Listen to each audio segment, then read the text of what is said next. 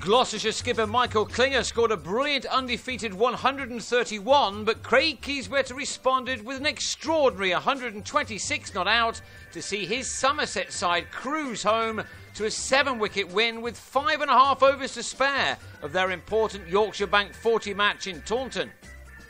Put in by Marcus Trescothick, Klinger made a steady start, putting on 23 for the first wicket in the first 5 overs, although he was dropped before he'd scored by the Somerset skipper.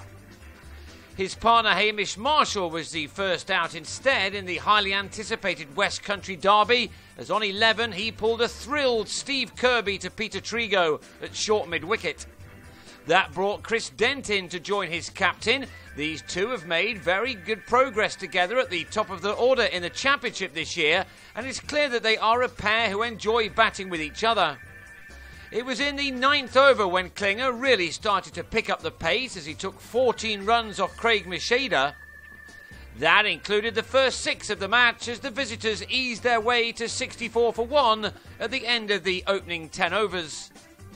Somerset have dominated matches against their neighbours and rivals in recent times, but there are signs that the worm is beginning to turn, and there was little doubt that Gloucestershire would have been pleased with their start in this crucial top-of-the-table Group C clash.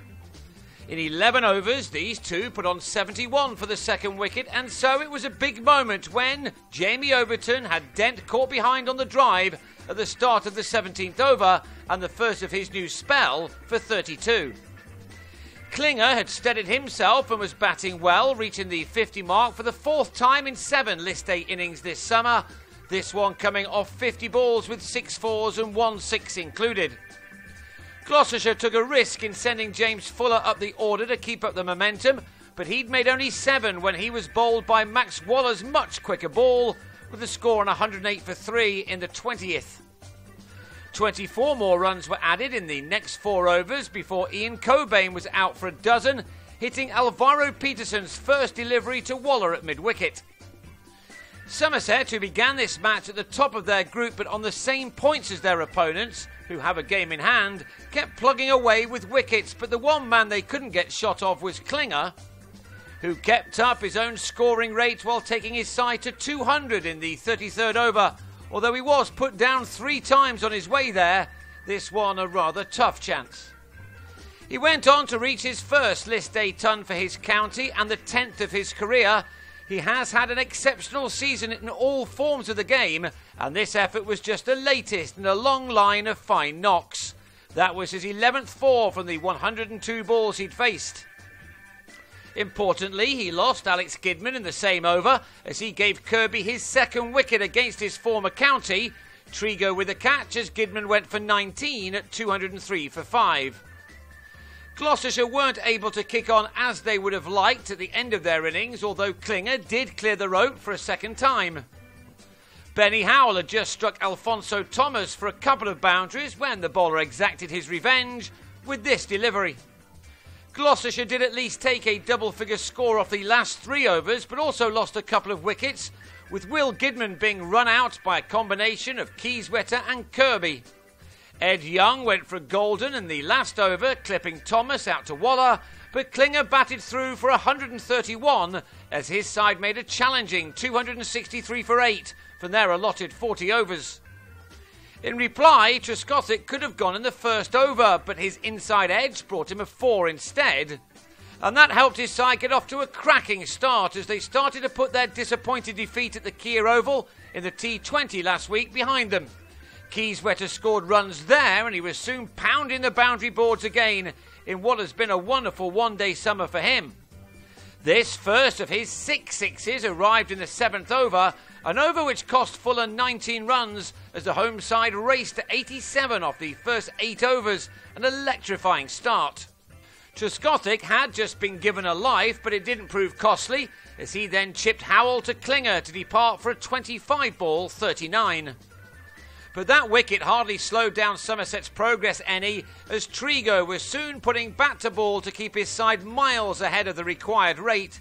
He kept a lot of the strike and made the most of it too, with some thunderous strokes at times.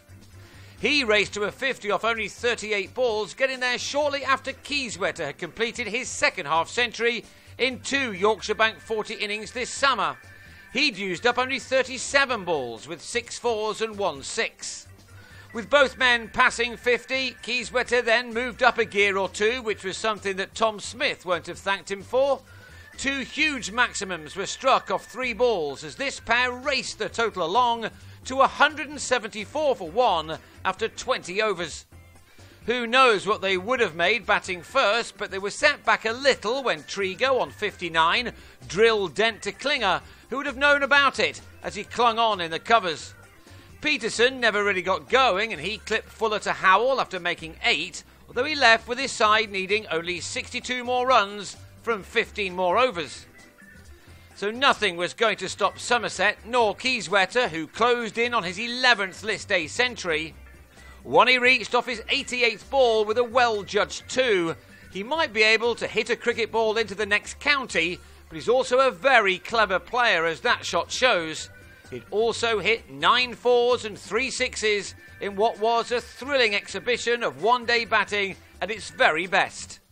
And he wasn't quite done yet. In a tight group, net run rate might come into play, and Kieswetter ensured that his side have a good one, as he took 3 more maximums off a Howell over, which cost 25 runs and made this a simple victory for the Sidermen against a side they always loved to beat.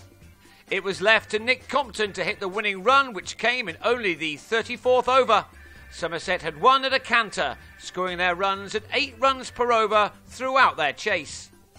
Kieswetter ended with 126 off only 124 balls, as Somerset took the game by 7 wickets with bags of time to spare to move clear at the top of their group.